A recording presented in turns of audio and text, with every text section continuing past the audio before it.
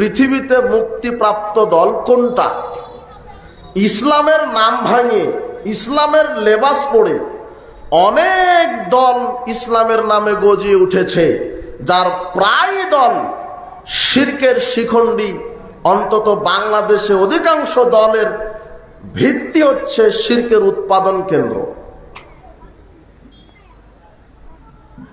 আল্লাহ বলছেন যে ইন্নাদ-দীন ইনদাল্লাহিল ইসলাম, আল্লাহর নিকটে মনোনীত দিন হলো ইসলাম।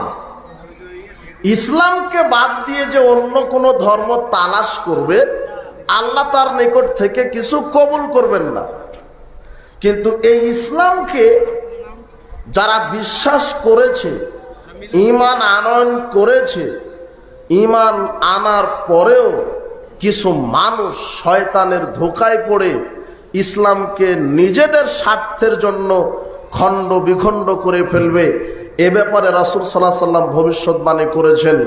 আল্লাহ বলছেন ইন্নাল্লাযীনা ফাররাকু দীনাহুম ওয়া কানু শিয়া, নিশ্চয় যারা নিজের ধর্মকে খণ্ড বিখণ্ড করে, টুকরা টুকরা করে বিভিন্ন দলে বিভক্ত হয়, লাস্তা মিনহুম ফী শাই, তাদের সাথে আপনার কোনো সম্পর্ক নেই। অত্র হাদিস প্রমাণ, অত্র আয়াত প্রমাণ করে আল্লাহ বলছেন নিশ্চয় এক শ্রেণীর মানুষ তাদের দিনকে খণ্ড বিখণ্ড করবে, তারা দলে দলে বিভক্ত হবে। এটা আল্লাহর ভবিষ্যৎবাণী। আপনার প্রশ্ন আসতে পারে, ইসলামের নামে এত দল তৈরি হলো কেন? দল তৈরি হবে কথাই ঠিক, কেননা রাসূল সাল্লাল্লাহু আলাইহি ওয়াসাল্লাম তিনি ভবিষ্যৎবাণী করে গেছেন।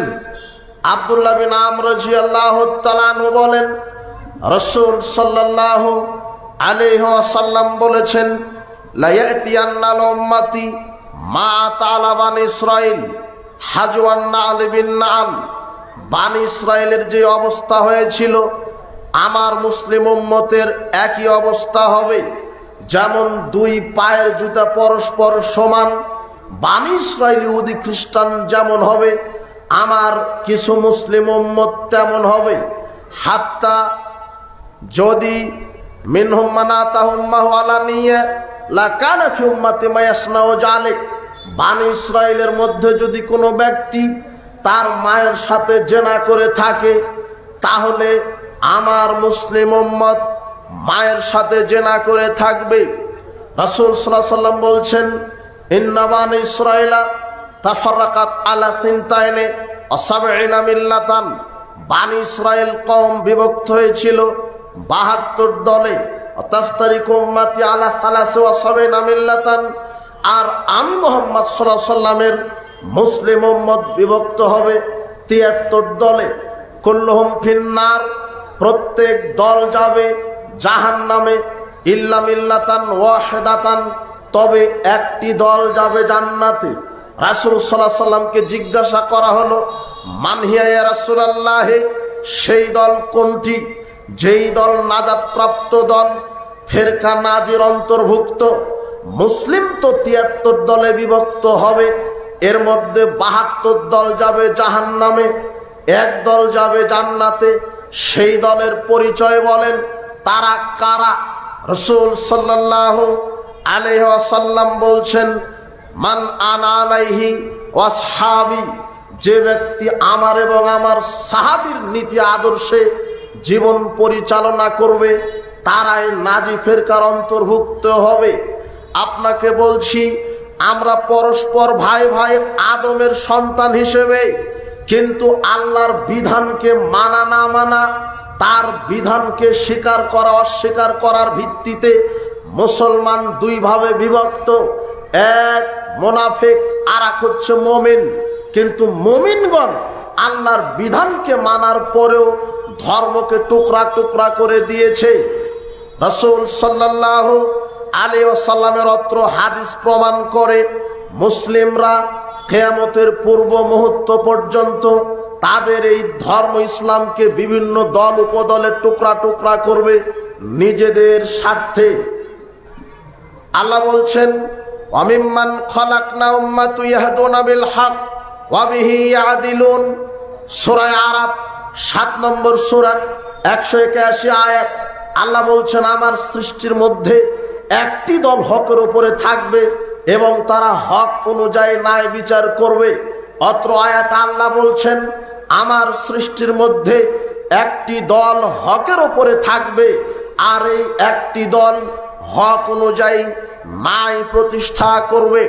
সাওবান রাদিয়াল্লাহু তাআলা আনহু বলেন রাসূল সাল্লাল্লাহু আলাইহি ওয়াসাল্লাম বলেছেন লা তাযালু তায়ফাতুন মিন উম্মতি যাহিরিনা আলাল হাক্কি লা ইয়াদুররুহুম মান খাযালাহুম হাত্তা ইয়াতি আমরুল্লাহি ওয়া হুম কাযালিক। কিয়ামতের পূর্ব মুহূর্ত পর্যন্ত আমার উম্মতের একটি দল হকের উপরে বিজয়ী থাকবে, পরিত্যাগকারীরা তাদের কোনো ক্ষতি করতে পারবে না। অত্র মুসলিমের 1920 নম্বর হাদিস, অত্র সূরা আরাফের 181 নম্বর আয়াত, তিরমিজির 2641 নম্বর হাদিস। আল্লাহ বলছেন কিয়ামত পর্যন্ত একটি দল হকের উপরে থাকবে। রাসূল সাল্লাল্লাহু আলাইহি ওয়াসাল্লাম বলছেন কিয়ামত পর্যন্ত একটি দল হকের উপরে বিজয়ী থাকবে। রাসূল সাল্লাল্লাহু আলাইহি ওয়াসাল্লাম বলছেন বনি ইসরাইল বিভক্ত হয়েছে 72 দলে, আমি মুহাম্মদ সাল্লাল্লাহু আলাইহি ওয়াসাল্লামের মুসলিম উম্মত বিভক্ত হবে 73 দলে। তবে একটি দল হকের উপরে থেকে তারা নাজি ফেরকার অন্তর্ভুক্ত হবে, তারাই হবে জান্নাতি দল। এই আয়াত আর হাদিসকে সামনে রেখে কথাটি স্পষ্ট হলো কিয়ামতের পূর্ব পর্যন্ত ইসলামের নামে অনেক দলমত তৈরি হবে, যার সবগুলি জাহান্নামে যাবে। জান্নাতে যাবে কয়টি দল? একটি দল। এই একটি দল কোনটি? এই নাজি ফেরকা কোনটি?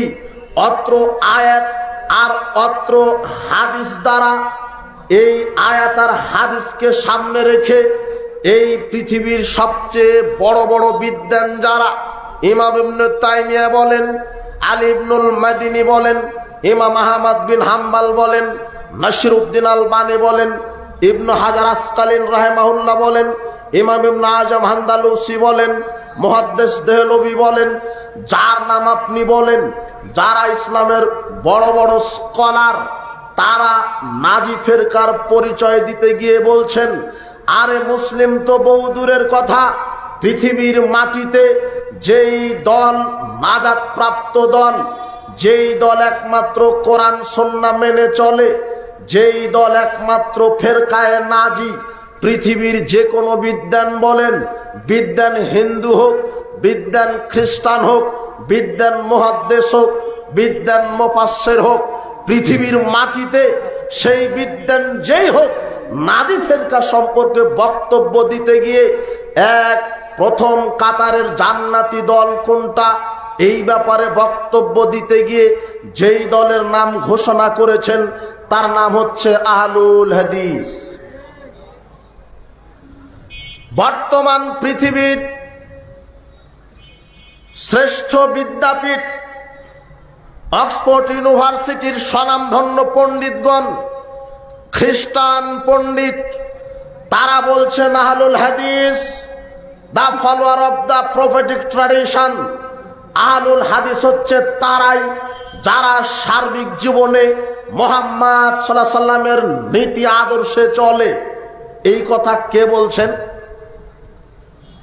খ্রিস্টান অক্সফোর্ড ইউনিভার্সিটির যারা স্বনামধন্য পণ্ডিত, তারা বলছেন যে পৃথিবীর মাটিতে একমাত্র দল যারা সার্বিক জীবনে পরিবার, সমাজ, রাষ্ট্রে, অর্থনীতিতে, রাজনীতিতে, সার্বিক জীবনে যারা কোরআন সুন্নাহ মেনে চলে, সেই দলের নাম কি? আহলুল হাদিস। এই কথা কে বলছেন? খ্রিস্টান পণ্ডিত। তারা বলছেন who profess to hold the same race as the ashab al hadith or ahle hadith। তারা বলছেন যে একমাত্র সাহাবীগণের নীতিতে যারা চলে, প্রাথমিক যুগের নীতি আদর্শের ভিত্তিতে যারা চলে, তারা হচ্ছে আসহাবুল হাদিস, আহলুল হাদিস। তারা বলছেন they do not hold themselves bound by taqlid আহলুল হাদিস কোনো মানুষের পূজা করে না, কোনো ব্যক্তির, কোনো নেতার, কোনো দলের, কোনো ইজাম, কোনো ফকি, কোনো মুস্তাহিদকে মানেন না। সার্বিক জীবনে তারা কোরআন এবং সহিহ সুন্নাহকে প্রাধান্য দেন। বলছিলাম নাজি ফেরকার ঘোষণা দিতে গিয়ে যে কোনো পণ্ডিত হোক আহলুল হাদিসদের নাম আগে নিয়েছেন। আপনাকে দেখাই অত্র আয়াত, অত্র হাদিস, কিয়ামত পর্যন্ত একটি দল হকের ওপরে থাকবে। মুসলিমরা ৭৩ দলে বিভক্ত হবে, এক দল হকের ওপরে থাকবে। এই আয়াত আর হাদিসকে সামনে রেখে পৃথিবীর বিদ্বানগণ কি বলেছেন? ইমাম বুখারীর উস্তাদ আলী ইবনুল মাদিনী ১৬১ হিজরিতে জন্ম, ২৩৪ হিজরিতে মৃত্যু। আজ থেকে ১১২০ বছর পূর্বে তিনি বলেছেন, হুম আহলুল হাদিস। আল্লাহ যে বলেছেন আমিম্মান খালাকনা উম্মাতুন ইয়াহদুনা বিল হক, আমার সৃষ্টির মধ্যে একটা দল হকের উপরে থাকবে। এই দল কোন দল? এই কথা বলতে ইমাম বুখারীর উস্তাদ আলী ইবনুল মাদিনী বলছেন হুম আহলুল হাদিস, সেই দল হলো আহলুল হাদিস। আল্লাযীনা ইয়াতাহাদুনা মাযাহিবার রাসূল, আহলুল হাদিসগণ রাসূলের বিধানের হেফাজত করে। ওয়ায়াযুব্বুনা আনিল ইলমে, তারা কোরআন সুন্নাহর পক্ষে প্রতিরোধ গড়ে তোলে। আলী ইবনুল মাদিনী বলছেন ওয়ালাউ লাহুম লাম নাজিদ আনিল মুতাজিলা ওয়ার রাফিজাতে ওয়াল জাহমিয়া ওয়া আহলিল ইরজায়ে ওয়ার রায়ে শাইয়্যাম মিনাস সুনান। আহলুল হাদিস জামাত যদি পৃথিবীতে না থাকতো, মুতাজিলা, জাহমিয়া, জাবরিয়া, রাফেজি, এদের কাছে তাওহীদের সুন্নাতের কোনো আশা করা যেত না। এরা সারা পৃথিবীতে শিরক বেদাত দিয়ে ভরিয়ে ফেলতো। একমাত্র আহলে হাদিসের বাচ্চারাই পৃথিবীর সমস্ত মুসলিম জাতিকে শিরক বেদাত চোখে ধরিয়ে দিয়ে তাওহীদ প্রতিষ্ঠার কাজে জিন্দা দিল মর্দে মুজাহিদ রূপে সারা জীবন কুরবানি করেছিল। আলী ইবনুল মাদিনী বলছেন উলাইকা হিজবুল্লাহ, আহলুল হাদিসগণ দুনিয়াতে আল্লাহর সেনাবাহিনী। আলা ইন্না হিজবাল্লাহি হুমুল মুফলিহুন, আরে আহলে হাদিসগণই দুনিয়া আখিরাতে সফল কাম। এই কথা আলী ইবনুল মাদিনী বলছেন আজ থেকে কত বছর পূর্বে? ১২০০ বছর পূর্বে। আর হুজুর বলছে আহলে হাদিস নতুন ফেরকা। হুজুরের জন্মের ঠিক নেই।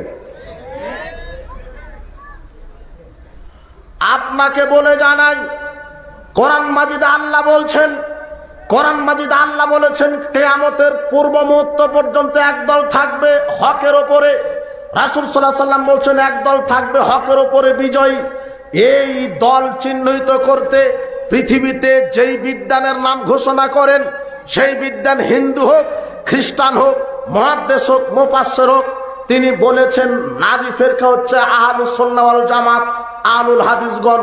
ইমাম আহমদ বিন হাম্বল বলছে, খুব বড় মুহাদ্দিস, 10 লক্ষ হাদিসের হাফেজ যিনি, তিনি তার শেষ জীবনে তদন্ত করে বলছেন ইল্লাম ইয়াকুন আসহাবাল হাদিস ফালা আদরি মানহুম, নাজি ফেরকা যদি আহলে হাদিস না হয় তাহলে আমার আর জানা নাই নাজি ফেরকা কোন দল। ইমাম আহমদ বিন হাম্বল বলছেন লাইসা কওমুন ইনদি খায়রাম মিন আহলুল হাদিস, আমার নিকটে আহলে হাদিস দলের চাইতে উত্তম কোন দল নেই। লা ইয়ারিফুনা ইল্লাল হাদিস, কেননা আহলে হাদিস জামাত যারা, এরা কোরআন সুন্নাহ ছাড়া কিছু বুঝে না, কোনো ব্যক্তি তাকলিদ করে না, ব্যক্তি পূজা করে না, এরা সার্বিক জীবনে কোরআন সুন্নাহ মানে। ইমাম শাফি রাহিমাহুল্লাহ তিনি বলছেন ইযা রাআইতু রাজুলাম মিন আসহাবিল হাদিস ফাকান্নি রাআইতুন নবী সাল্লাল্লাহু আলাইহি ওয়াসাল্লাম হাইয়ান, আমি যখন কোনো আহলে হাদিস ব্যক্তিকে দেখি আমি যেন তখন রাসূল সাল্লাল্লাহু আলাইহি ওয়াসাল্লামকে জিন্দা দেখি। আমি যখন কোনো আহলে হাদিস ব্যক্তিকে দেখি আমি তখন রাসূল সাল্লাল্লাহু আলাইহি ওয়াসাল্লামকে মনে হয় যেন জিন্দা দেখি। আবু হানিফার প্রধান শিষ্য আবু ইউসুফ তিনি বলছেন মা আলার দে খায়রুম মিনকুম, পৃথিবীর মাটিতে তোমার আহলে হাদিসের চাইতে উত্তম কেউ নাই। আব্দুল্লাহ ইবনুল মুবারক তিনি বলছেন, হুম আহলুল হাদিস ওয়া ক্বাল আসবাতুন নাসে আলা সিরাতে আসহাবিল হাদিস। পৃথিবীর মাটিতে নাজি ফেরকা হলো আহলুল হাদিস জামাত, যারা হকের উপরে সুদৃঢ়, তারাই হচ্ছে আহলুল হাদিস।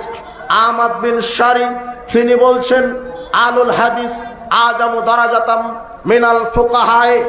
আহলুল হাদিস হচ্ছে ফকিহদের চাইতে এদের মর্যাদা বেশি।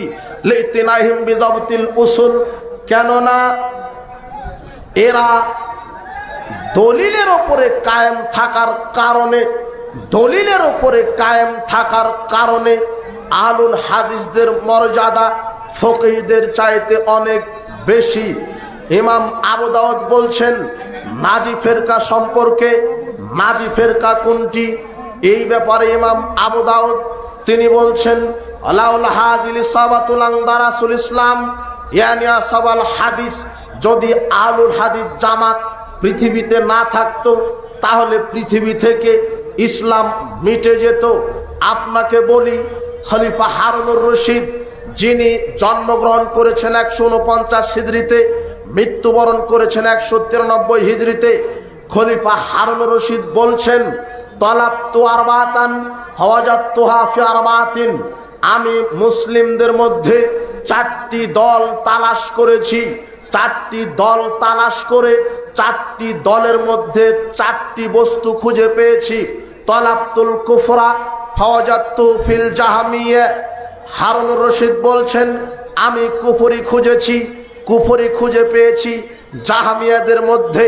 তালাবতুল কালামা ওয়াস শাগাবা, আমি কুতর্ক ঝগড়া খুঁজেছি।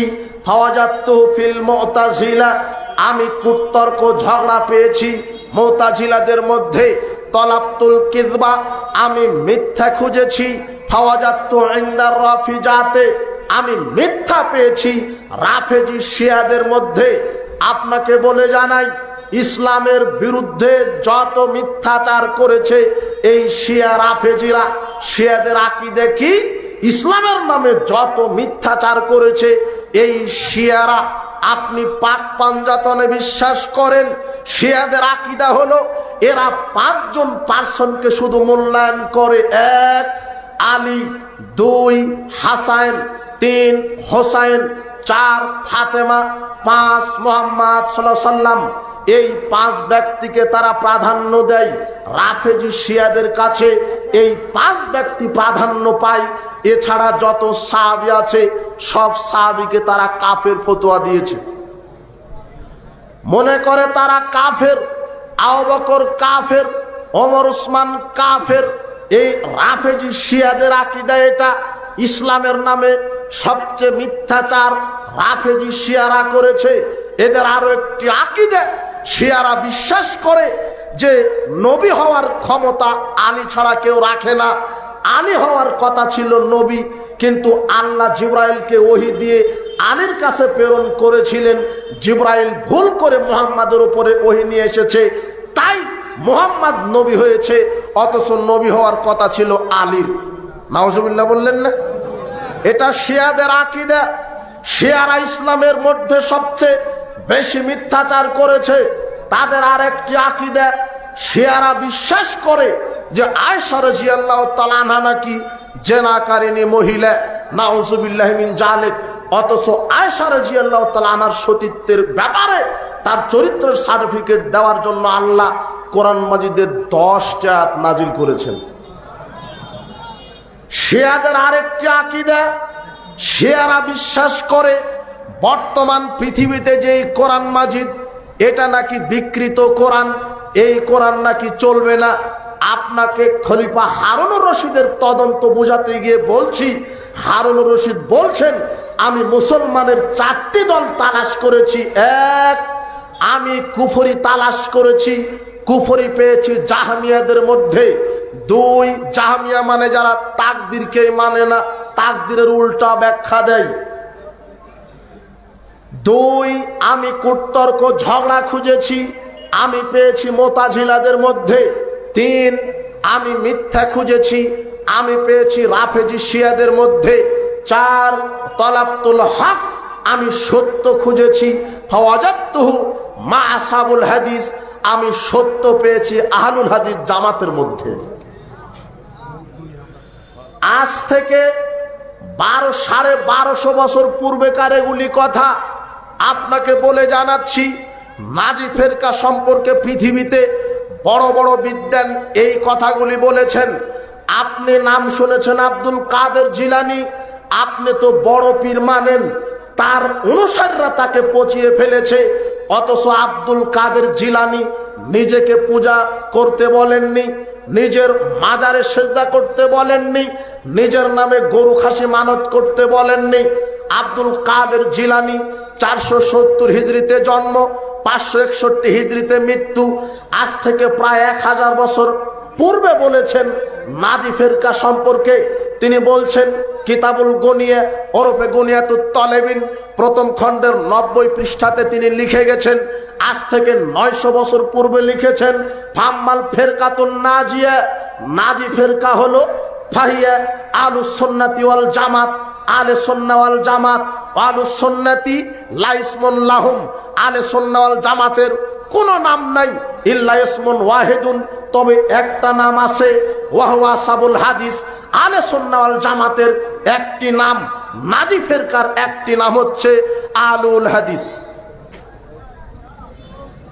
আব্দুল কাদের জিলানী আজ থেকে 900 বছর পূর্বে বলেছেন নাজি ফেরকার ব্যাপারে কথা বলেছেন। ইমাম ইবনে হাজাম আন্দালুসি 384 হিজরিতে জন্ম, 456 হিজরিতে মৃত্যু। আজ থেকে 1000 বছর পূর্বে বলেছেন নাজি ফেরকা সম্পর্কে ওয়াহালুল হাদিস ওয়াহালুল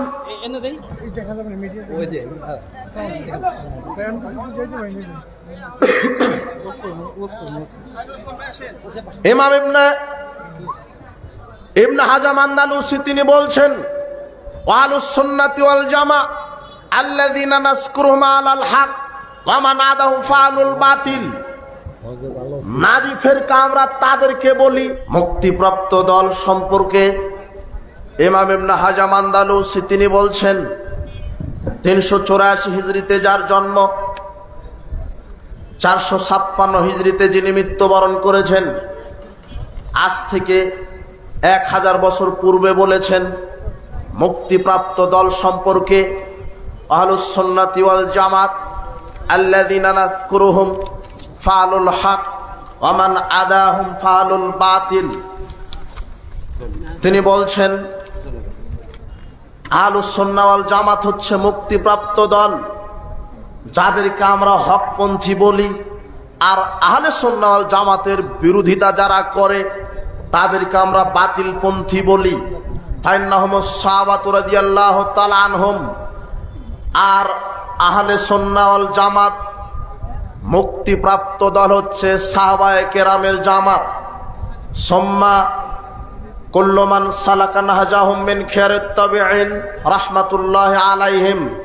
এরপরে সাহাবীদের অনুসারী তাবিন, তাবিনে জাম, সাহাবীদের অনুসারী যারা তারা, সুম্মা আহলুল হাদিস, এরপরে আহলুল হাদিসগণ। নাজি ফেরকা হচ্ছে আহলে সুন্নাহ ওয়াল জামাত আর আহলুল হাদিস। সাহাবায়ে কেরাম ছিলেন জামাত আহলে হাদিসের প্রথম কাতারের সম্মানিত দল। আবু সাঈদিল খুদরি রাদিয়াল্লাহু তাআলা আনহু যখন যুবকদেরকে দেখতেন, ইদারা শাবাব, যখন তিনি যুবকদেরকে দেখতেন, মারহাবান বিওসিয়াতিন রাসূলিল্লাহ সাল্লাল্লাহু আলাইহি ওয়াসাল্লাম, রাসূল সাল্লাল্লাহু আলাইহি ওয়াসাল্লামের ওসিয়ত অনুযায়ী যুবকদেরকে তিনি মারহাবা জানাতেন। ওয়ান্নুয়াসিয়ালাকুম ফিল মাজলিস ওয়ান্নুহফিয়াকুমুল হাদিস। তিনি যুবকদের জন্য থাকার বসার জায়গা প্রশস্ত করে দিতেন আর হাদিস বুঝিয়ে দিতেন, আর বলতেন ফাইন্নাকুম খুলুফুনা ওয়াহলুল হাদিসে বাদানা। যুবকেরা তোমরাই পরবর্তী বংশধর, পরবর্তী আহলুল হাদিস। এই কথা আবু সাঈদ খুদরি বলেছেন। তিনি 74 হিজরিতে মারা গেছেন। আজ থেকে প্রায় 1400 বছর পূর্বে তার কথা। আপনাকে বলছি নাজি ফেরকা সম্পর্কে, মুক্তিপ্রাপ্ত দল সম্পর্কে পৃথিবীতে যত মানব রচিত দল তৈরি হয়েছে, যত ইসলামের নামে শিরক বেদাতের শিখণ্ডি গজিয়ে উঠেছে এগুলি সব পথভ্রষ্ট। একমাত্র মুক্তিপ্রাপ্ত দল হচ্ছে তারাই যারা রাসূল সাল্লাল্লাহু আলাইহি সাল্লাম এবং রাসূল সাল্লাল্লাহু আলাইহি সাল্লামের সুন্নাত এবং সাহাবায়ে কেরামের নীতি আদর্শে যারা থাকে, অর্থাৎ আহলে সুন্নাহ ওয়াল জামাত, আহলুল হাদিস। আপনাকে বলছি আল্লাহ সুবহানাহু ওয়া তাআলা বলছেন ওয়াস-সাবিকুনাল আউয়ালুনা মিনাল মুহাজিরিনা ওয়াল আনসার, ঈমান আনয়নে অগ্রগামী হয়েছে সাহাবীগণ। ওয়াল্লাযিনা তাবাউহুম বিইহসান রাদিয়াল্লাহু আনহুম ওয়া রাদু আনহু, এবং সাহাবীদেরকে যারা নিষ্ঠার সাথে অনুসরণ করেছে তারাও ঈমান আনয়নে অগ্রগতি হয়েছে। তার মানে আপনার জীবন, আপনার পরকাল তখন সার্থক হবে যখন আপনি দুনিয়াতে সার্বিক জীবনে কোরআন সুন্নাহ বাস্তবায়ন করবেন। তাহলেই আপনি তাওহীদকে নিজের জীবনে বাস্তবায়ন করতে পারবেন। আল্লাহ বলছেন যারা সাহাবীদের নীতি আদর্শ মেনে চলে তারাই হচ্ছে নাজি ফেরকা। আপনাকে দেখাই নাজি ফেরকার বৈশিষ্ট্য কি। নাজি ফেরকা যারা হবেন আহলে সুন্নাহ ওয়াল জামাত, এদের এক নম্বর বৈশিষ্ট্য হলো তারা সংস্কারক হবে, তারা সমাজকে পরিবর্তন করবে। পোশাক যেমন ময়লা হলে সাবান সোডা দ্বারা আপনি ময়লা থেকে সাদা কাপড়কে ময়লা দূরীভূত করেন, সংস্কার করেন, আহলুল হাদিস সমাজ থেকে শিরক বিদআত সংস্কার করে। ময়লা কাপড় যেমন সাবান সোডা দ্বারা সংস্কার করেন, আহলুল হাদিস তেমন সমাজ থেকে শিরক সংস্কার করে তাওহীদ দিয়ে, আর বেদাত সংস্কার করে সুন্নাহ দিয়ে। এজন্য আহলুল হাদিস তারাই, এরা হচ্ছে সংস্কারক, এরা সমাজকে সংস্কার করে। আপনি যদি সংস্কারক হন, আব্দুল্লাহ বিন মাসউদ রাদিয়াল্লাহু তাআলা আনহু বলেন রাসূল সাল্লাল্লাহু আলাইহি ওয়াসাল্লাম বলেছেন বাদাল ইসলামু গরিবান ওয়া সাউদু কামা বাদা, ইসলাম এসেছে গরিব অবস্থায় আবার গরিব অবস্থাতেই ফিরে যাবে। ফাতুবালিল গোরাবায়ে, তবে ওই কম সংখ্যক লোকদের জন্য জান্নাতে তোবা নামক গাছের সুসংবাদ। তারা কারা? ওয়াহুমুল্লাযিনা ইসলিহুনা মাফসাদান নাস মিন বাদি মিন সুন্নতি, যারা আমার সুন্নাতকে, আমার এই সুন্নাতকে পরিবর্তন করবে, আমার এই সুন্নাতকে যারা সংশোধন করে নেবে তারা হচ্ছে সংস্কারক। বর্তমান পৃথিবীতে শিরক বেদাতের আঁকড়া, আপনাকে শিরক পরিবর্তন করতে হবে তাওহীদ দিয়ে, আর বেদাত পরিবর্তন করতে হবে সুন্নাহ দিয়ে। তাহলে আপনি হবেন সংস্কারক। আপনাকে কোরআন সুন্নাহ দিয়ে সমাজে সংস্কারের ভূমিকা পালন করতে হবে। শিরক উচ্ছেদ করা লাগবে, বিদআত উচ্ছেদ করতে হবে। আব্দুল্লাহ বিন মাসউদ রাদিয়াল্লাহু তাআলা আনহু বলেন রাসূল সাল্লাল্লাহু আলাইহি ওয়াসাল্লাম বলেছেন ইন্না মিন ওয়ারাইকুম জামানা সাবরিন, শোনো তোমাদের পরে ধৈর্যের যুগ আসছে। ধৈর্যের যুগ, যেই যুগে যারা আমার সুন্নাতকে আঁকড়ে ধরবে তারা নির্যাতিত হবে। কোরআন সুন্নাহ মানার কারণে, শিরক বিদআতের বিরুদ্ধে কথা বলার কারণে তারা নির্যাতিত হবে। লিল মুতামাসসিকি ফিহি আজরু খামসিনা শাহিদাম মিনকুম, ধৈর্যের যুগে শেষ জামানায় আমার সুন্নাতকে যারা আঁকড়ে ধরবে তাদের নেকি হলো 50 জন শহীদদের সমান নেকি। শেষ জামানায় যারা রসুলের সুন্নাতকে আঁকড়ে ধরবে, বেদাত থেকে ফিরে আসবে, তাদের নেকি হবে 50 জন শহীদদের সমান। কেননা শেষ জামানায় সুন্নাত মানতে হলে নির্যাতন ভোগ করা লাগবে। মসজিদ থেকে বাইর করে দিতে পারে, মসজিদ ভেঙে দিতে পারে। শিরক বিদআতের বিরুদ্ধে কথা বললে ইহুদি খ্রিস্টান চক্র, কবর পূজারী, মাজার পূজারী, এরা বিরোধিতা করবে। নিজের বাড়ি থেকে বের হওয়া লাগবে। যারা কোরআন সুন্নাহর কথা বলে, শিরক বিদআতের বিরুদ্ধে কথা বলে, যারা সালাফি মানহাজ আকীদা ভুক্ত, যারা আহলুল হাদিস, এই পৃথিবীতে আহলুল হাদিস বাদ দিয়ে, সালাফি মানহাজ ভুক্ত বাদ দিয়ে যত তন্ত্র মন্ত্র শিরক বিদআতের শিখণ্ডী হিসেবে যত দল কাজ করছে, এদের একটাই টার্গেট, পৃথিবী থেকে সালাফিদেরকে উৎখাত করাই এদের মূল টার্গেট।